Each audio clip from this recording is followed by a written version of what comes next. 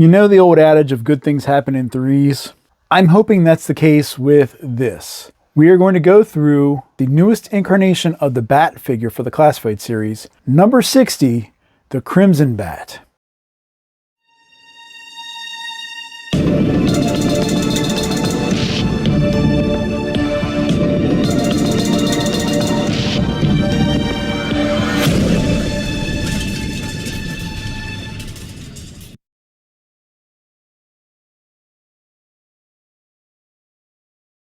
Hey, this is Mike from Junkie on Crafts and Builds, and like I said in the teaser, this is going to be the impressions of the G.I. Joe Classified series number 60, Crimson B.A.T. Well, I got this from Amazon, and I have to say the two that I ordered from them, they arrived today, and the box was completely devoid of any sort of filler or package protection or anything. So as you can tell, I got a little bit of a ding on the box, but I don't care.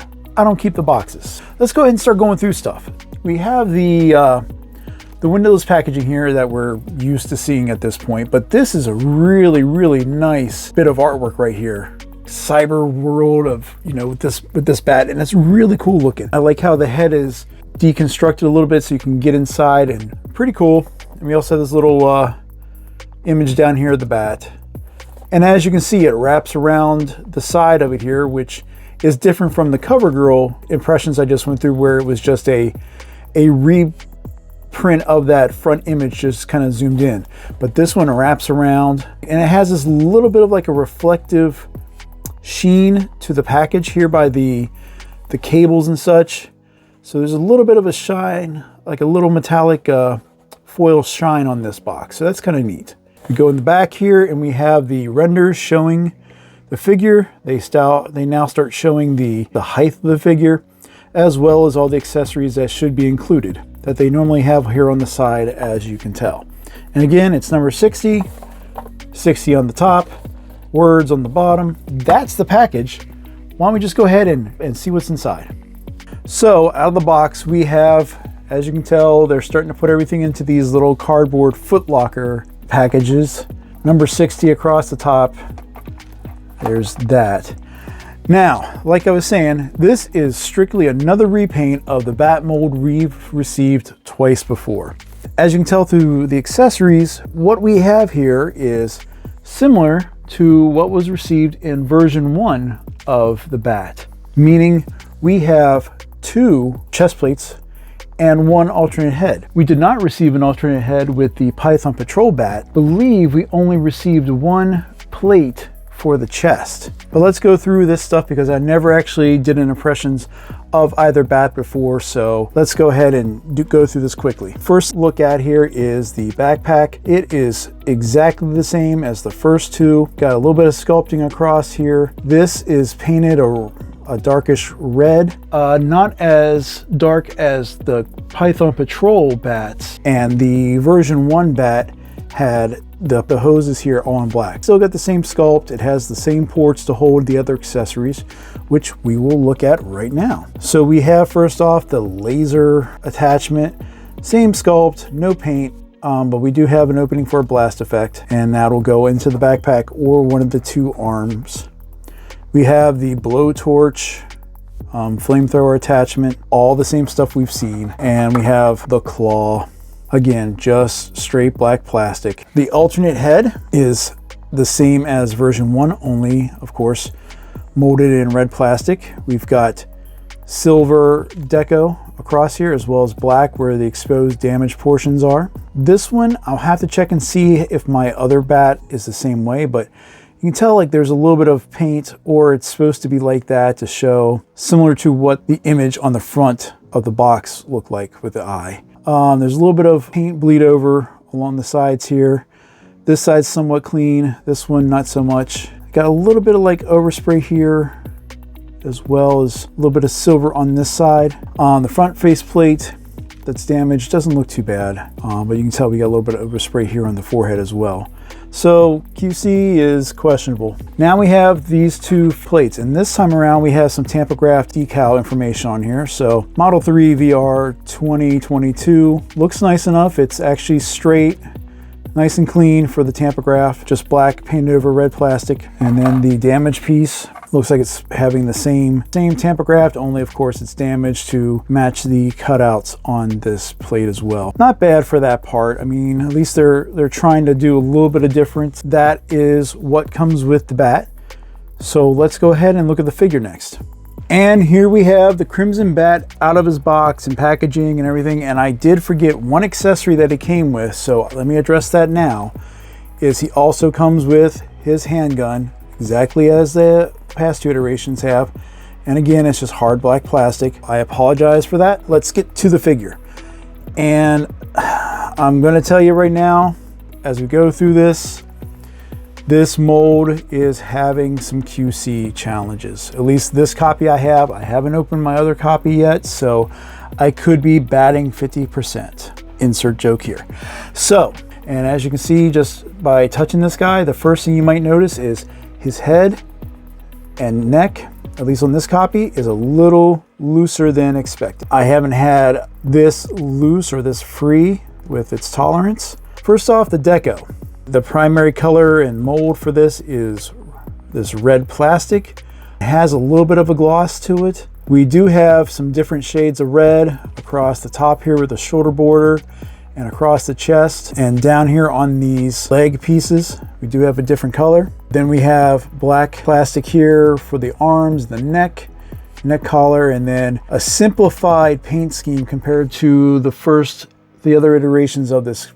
We have gray boots with black highlights on this. There's the front, there's the back. Again, just plain black here on the back piece that normally is either silver from the first iteration and maybe the second one for the Python Patrol. We'll look at it. The face sculpt, nothing's changed. Lines are looking a little cleaner on this version than the alternate head that has come with this one. Body, like I said, everything is exactly the same, except now instead of black plastic, it's molded in red plastic.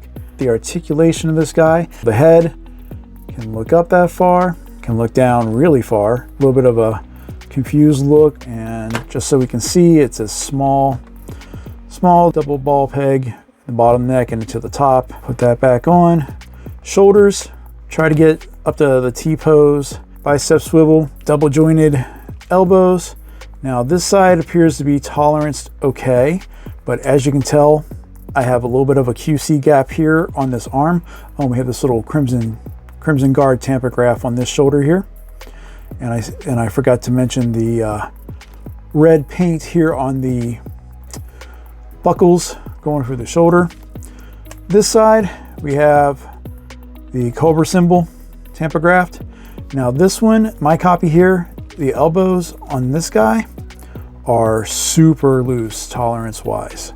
And I never noticed how weird these elbows are on this figure. You can see like the separation, maybe you can't see with the black, but here looking, you can see like how the arms kind of come down, and looking at his arms and the space in between the upper and lower arm here. Let me bring in the version 1. But if I put these two together, you see how close the upper arm bicep area is to the forearm.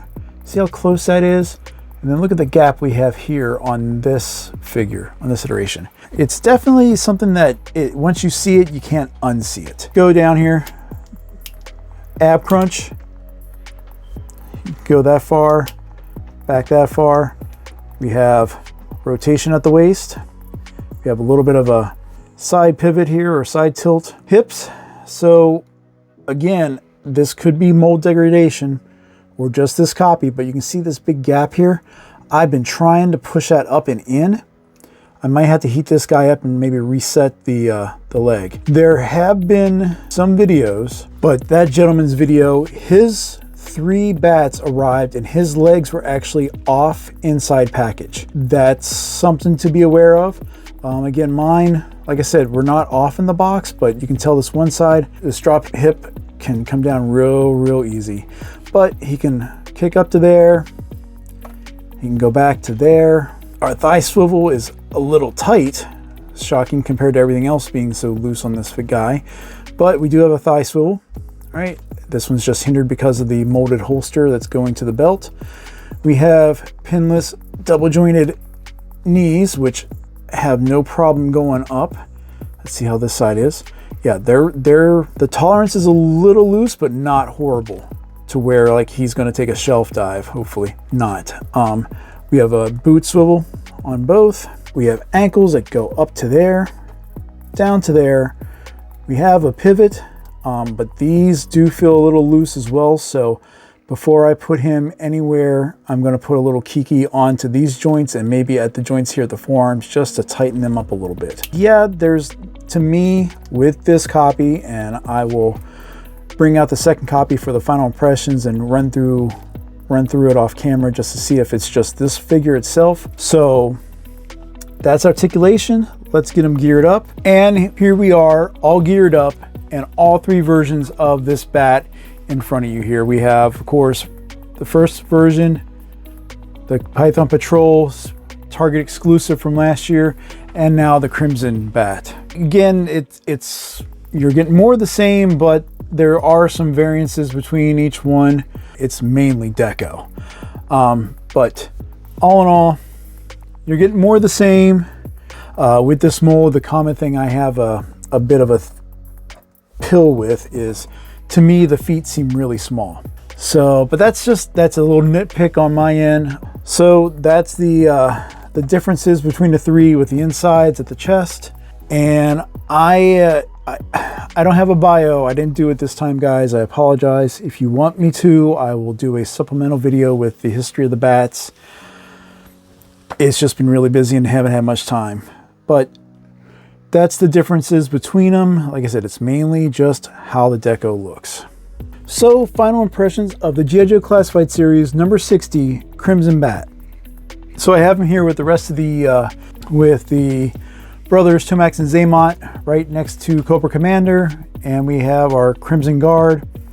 And I always associate the Red Ninja to be with the Crimson Guard just because. So, is he worth a buy?